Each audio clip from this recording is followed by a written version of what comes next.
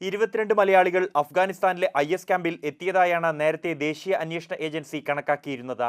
എന്നാൽ കേരളത്തിൽ നിന്നും കൂടുതൽ പേർ IS ക്യാമ്പിൽ എത്തിയിട്ടുണ്ടെന്നാണ് ഏറ്റവും ഒടുവിൽ ലഭിച്ചിരിക്കുന്ന റിപ്പോർട്ട്. കേരളത്തിൽ നിന്നും പോയവർ IS ഭീകരർക്ക് വേണ്ടി കടകളും ചികിത്സാ കേന്ദ്രങ്ങളും വിദ്യാഭ്യാസ കേന്ദ്രങ്ങളും ആരംഭിച്ചതായി റിപ്പോർട്ടുണ്ട്. ഇക്കാര്യം അന്വേഷണ ഏജൻസികൾ അന്വേഷിക്കുമെന്ന് വിദേശകാര്യ വക്താവ് വികാസ് സ്വരൂപ് പറഞ്ഞു. मुझे पूर्ण विश्वास है कि हमारी जो सिक्योरिटी एजेंसीज़ हैं वो उस पर उनके मद्देनज़र ये होगा ज़रूर, और मैं इस पर अगर यदि और डिटेल्स मिल सकते हैं तो फिर मैं आपसे शेयर करूँगा.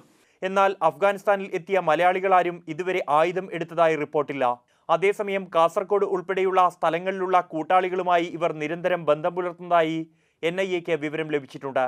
അതിനാൽ തന്നെ സായുധ പരിശീലനത്തിനുള്ളവരുടെ റിക്രൂട്ട്മെന്റ് ആകും അടുത്ത ഘട്ടം എന്നാണ് സുരക്ഷാ ഏജൻസികൾ സംശയിക്കുന്നത്.